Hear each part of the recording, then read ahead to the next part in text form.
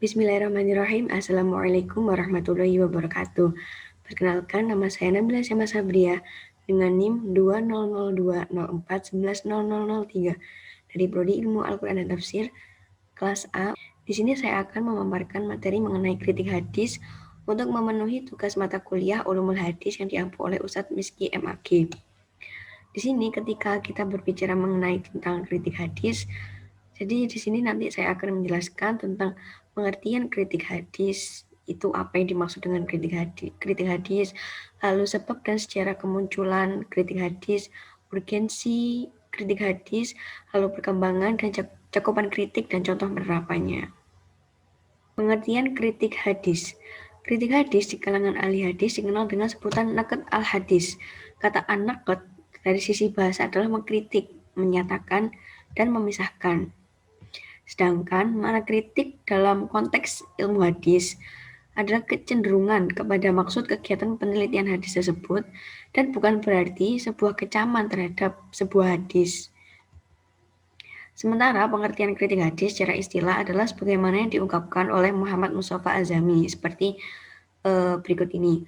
Naqd al-hadis adalah upaya membedakan antara hadis-hadis yang sahih dengan hadis-hadis yang dhaif dan menentukan kedudukan para periwayat hadis tentang kredibilitas maupun kecacatannya. Jadi sudah dapat dipahami bahwa pengertian dari kedua pengertian tersebut secara bahasa maupun secara istilah dapat dipahami bahwa makna kritik hadis adalah suatu kegiatan penelitian hadis untuk menemukan kekeliruan yang terdapat pada hadis Rasulullah Shallallahu Alaihi Wasallam, sehingga dapat ditentukan mana hadis yang dapat diterima dan mana hadis yang tidak dapat diterima, dan kita dapat mengetahui bagaimana kualitas periwayatan hadis yang bersangkutan tersebut atau yang dikritiki tersebut. Yang kedua, kita membahas tentang sejarah perkembangan kritik hadis. Aktivitas kritik hadis tersebut ini marak terjadi ketika abad ketiga Hijriah. Namun, hal tersebut tidak menunjukkan bahwa di era sebelumnya sama sekali tidak terjadi kegiatan kritik hadis. Jadi di marak-maraknya atau booming-boomingnya gitu ya istilahnya itu terjadi pada abad ketiga Hijriah. Tetapi ternyata sebelum abad ketiga Hijriah itu terjadi kritik hadis, tetapi tidak se-booming atau tidak semarak pada abad ketiga Hijriah tersebut.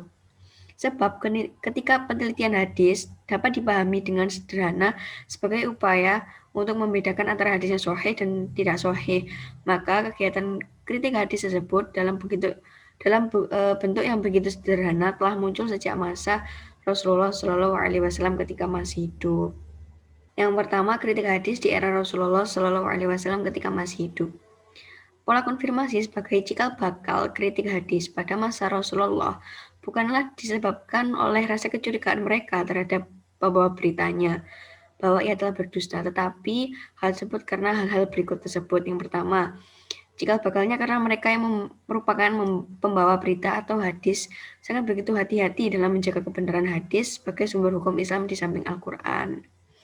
Yang kedua, untuk mengokohkan hati mereka dalam mengamalkan hadis yang langsung mereka yakini kebenarannya dari Rasulullah Shallallahu Alaihi Wasallam.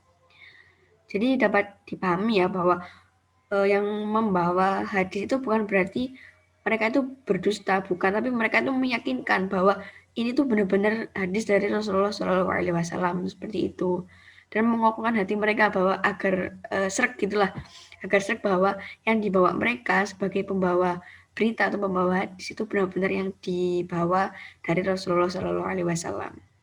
Aktivitas konfirmasi tersebut dilakukan para sahabat sepertinya persis sekali dengan apa yang telah dicontohkan oleh Nabi Ibrahim alaihissalam, sebagaimana yang terdapat dalam surah Al-Baqarah ayat 260. Seperti ini. Wa idh qala Ibrahimu rabbi arini kaifa tuhyil mauta qala awalam tu'min qala bala walakin liyatma'inna qalbi qala fakhudh arba'atan minat tayri fasurhunna ilaika thumma ja'al 'ala kulli jabalin minhunna juz'an thumma ad'uhunna ya'tinaka sa'ya wa'lam annallaha 'azizun hakim. Yang berarti, dan ingatlah ketika Ibrahim berkata, "Ya Tuhanku, perlihatkanlah kepadaku bagaimana Engkau menghidupkan orang-orang mati." Lalu Allah berfirman, belum yakinkah kamu? Ibrahim menjawab, aku telah meyakinkannya, akan tetapi agar hatiku tetap mantap dengan imanku. Allah berfirman, kalau demikianlah ambillah 4 ekor burung, lalu cincanglah semuanya olehmu. Allah berfirman, lalu letakkan di atas tiap-tiap satu bukit satu bagian dari bagian-bagian itu, kemudian panggillah mereka, niscaya mereka dapat kepadamu dengan segera. Dan ketahuilah mereka bahwa Allah Maha Perkasa lagi Maha Bijaksana. Quran Surah Al-Baqarah ayat 260. Di situ dapat dipahami bahwa penjelasan ayat tersebut menunjukkan pertanyaan Nabi Ibrahim alaihissalam tentang bagaimana Tuhan dalam menghidupkan orang-orang mati bukanlah karena didasari tentang keraguan Ibrahim alaihissalam terhadap kekuasaan Tuhan. Sebab mustahil bagi seorang nabi meragukan kekuasaan Allah Subhanahu wa taala. Begitu pula halnya sama dengan pernyataan sahabat terhadap Nabi tentang kebenaran riwayat yang disampaikan oleh sahabat yang lain adalah bukan karena dia meragukan sahabat tersebut, bukan, tetapi melainkan didorong oleh sifat kehati-hatian dan ketelitian para sahabat Nabi Shallallahu Alaihi Wasallam dalam menerima hadis-hadis tersebut, sehingga hati mereka semakin kokoh dalam mengamalkannya. Yang kedua yaitu kritik hadis di era sahabat atau pada abad ke-1. Pada masa sahabat, metode penelitian hadis mulai berkembang dengan mulai bersifat komparatif atau perbandingan. Para khalifah mulai membuat suatu rambu-rambu atau syarat diterimanya suatu hadis, antara lain misalnya dengan mengharuskan kesaksian sahabat yang lain untuk membenarkan periwayatan hadis tersebut. Jadi harus ada saksi agar suatu hadis tersebut diterima kebenarannya atau periwayatannya sampai kepada Rasulullah Shallallahu Alaihi Wasallam. Dalam kutipan Suryadi dan Muhammad Al-Fatih, penelitian hadis di era sahabat dibagi menjadi 3 pilar utama, yakni yang pertama tidak bertentangan dengan Al-Quran, yang kedua tidak bertentangan dengan hadis lain, dan yang ketiga melalui penalaran akal sehat. Jadi pada masa Khalifah Ali, perjalanan sejarah hadis makin digoyahkan oleh berbagai kasus manipulasi, antara lain disebabkan peristiwa terbunuhnya Khalifah Utsman bin Affan pada itu serta peperangan Ali dan Muawiyah yang kemudian berakibatkan pada perpecahan kaum muslim. Nah, oleh karena hal itu, maka pola tradisional penelitian hadis yang dikenal selama ini mengalami banyak cobaan, disebabkan munculnya beberapa hadis palsu yang mereka ungkapkan untuk tujuan atau kepentingan politik atau kepentingan membela golongan mereka tersendiri. Namun, walaupun perpecahan umat Islam memberikan dampak negatif bagi persatuan kaum muslimin, tetapi peristiwa tersebut juga memiliki implikasi positif bagi pengembangan struktur ilmiah metode kritik hadis. Bahkan menurut Umi Sumbulah, momentum tersebut merupakan tonggak sejarah bagi pengembangan sistem kerja penelitian hadis. Karena hal tersebut telah memberikan motivasi positif kepada para ahli hadis agar lebih efektif mengkaji kriteria-kriteria hadis yang sahih ditinjau dari kondisi sanad dan matanya. Kemudian pada masa ini telah terdapat para pemalsu hadis yang dengan sengaja pemalsu hadis tersebut itu memanipulasi hadis dengan alasan-alasan bersifat personal atau kepentingan golongan. Seperti ungkapan Utsman Sya'roni bahwa pada masa ini telah muncul hadis palsu tentang kelebihan 4 khalifah, kelebihan ketua-ketua kelompok, kelebihan ketua-ketua partai, memuliakan dan mencaci kelompok-kelompok agama tertentu. Nah, tetapi pemalsuan hadis tersebut dilakukan oleh orang Islam. Orang-orang non-muslim itu juga melakukan pemalsuan hadis karena keinginan untuk meruntuhkan agama Islam. Kemudian, karena munculnya pemalsuan hadis tersebut, menurut para ulama yang hidup pada masa tabi'in dan sesudahnya itu untuk lebih bersikap ekstra ketat dalam melakukan penelitian hadis agar lebih selektif lagi untuk memilah hadis. Hal tersebut antara lain dapat dibuktikan dengan semakin ramainya aktivitas perjalanan ilmiah ke berbagai pelosok daerah yang bermaksud untuk mempelajari hadis Rasulullah Shallallahu Alaihi Wasallam.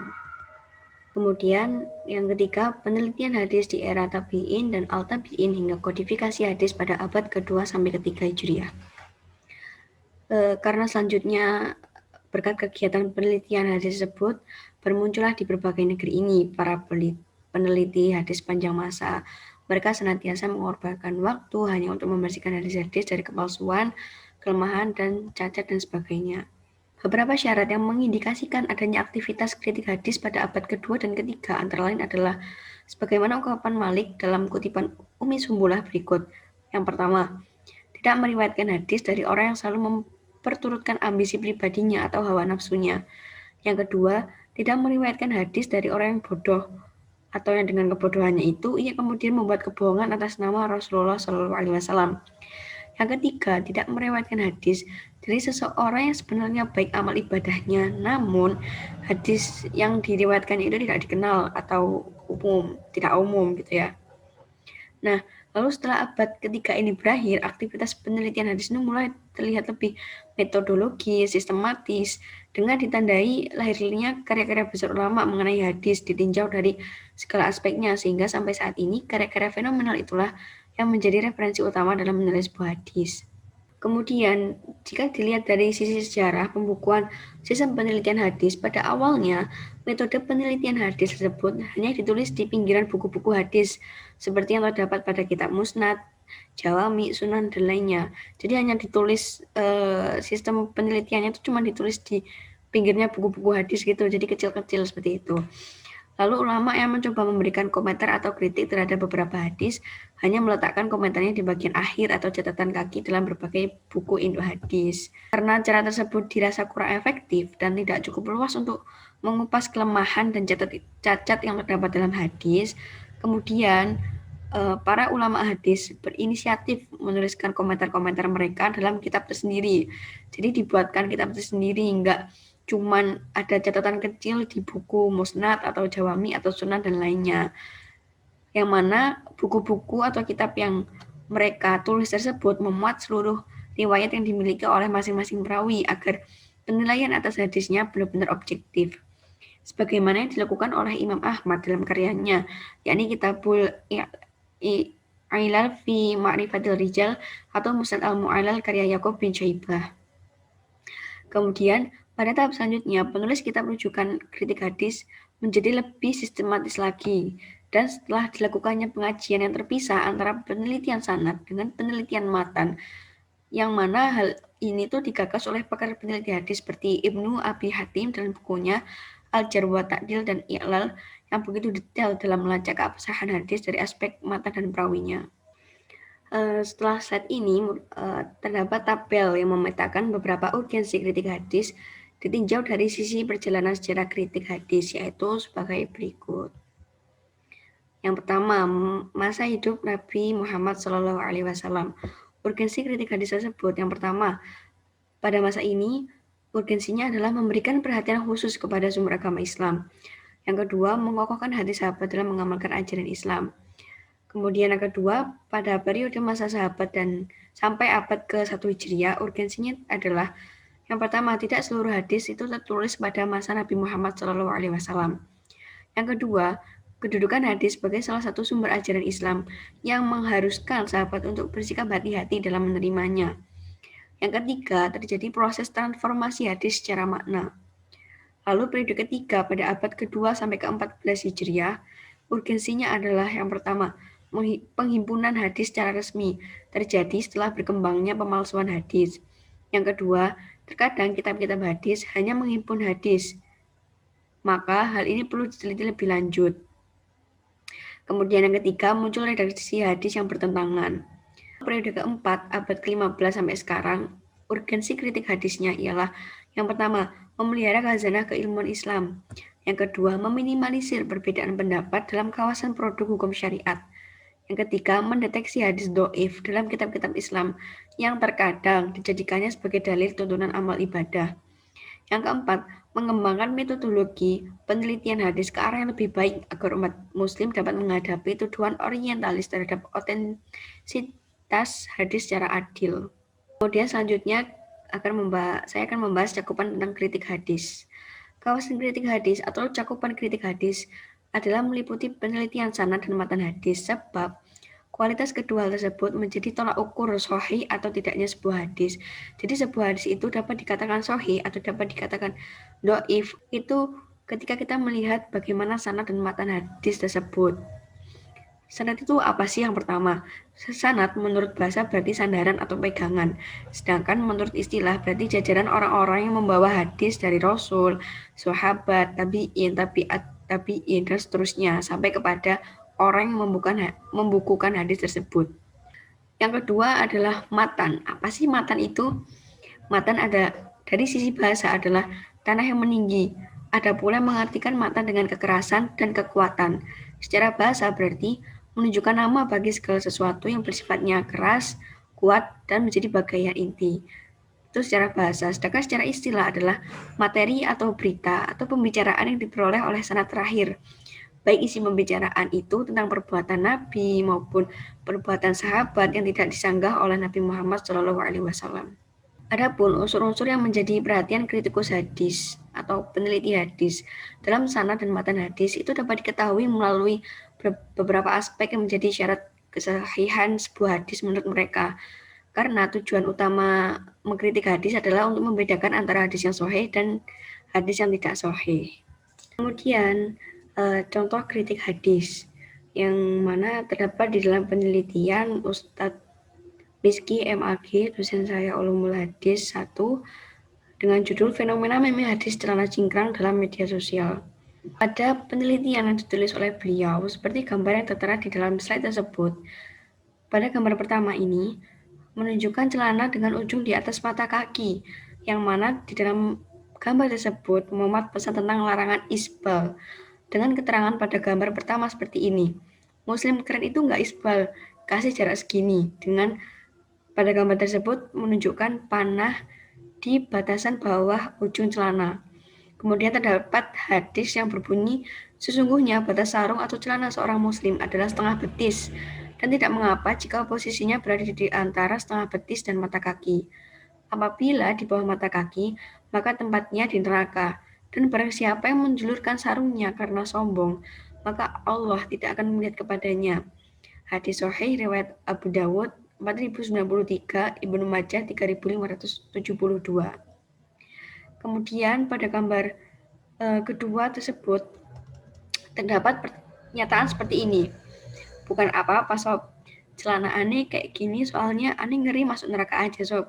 Kemudian dalam gambar tersebut di sini kurang jelas ya, terdapat hadis yang berbunyi kain yang panjangnya di bawah mata kaki tempatnya adalah neraka. Di riwayat Bukhari 5787.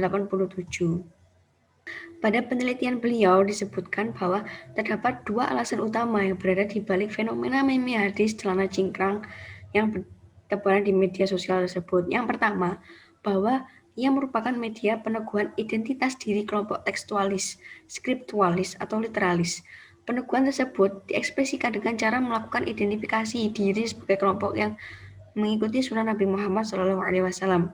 Meskipun pada dasarnya hanya berangkat dari sebuah pemahaman tekstual terhadap teks-teks agama, khususnya teks hadis seputar isbal. Yang kedua, sebagai bentuk retaliasi, kelompok tekstualis sebagai minoritas terhadap ragam resistensi masyarakat yang cenderung kontekstual sebagai kelompok mayoritas, baik secara verbal maupun non-verbal. Dalam hal ini, resistensi masyarakat muncul dengan dua model. Yang pertama, pemahaman yang sesuai dengan mayoritas ulama yang cenderung tidak memahami hadis larangan isbal secara tekstual. Dan yang kedua, celana cingkrang diasosiasikan secara tidak baik seperti teroris lah, kebanjiran lah, dan identik dengan pakaian ormas tertentu dan sebagainya. Jadi itu contoh kritik hadis yang dijelaskan oleh Ustadz Rizky MAG. Sekian yang dapat saya jelaskan mengenai kritik hadis. Saya sudah memaparkan tentang pengertian, urgensi, sampai kepada contohnya. Semoga bermanfaat bagi yang menonton video ini. Dan wabillahi taufiq wal hidayah. Wassalamualaikum warahmatullahi wabarakatuh.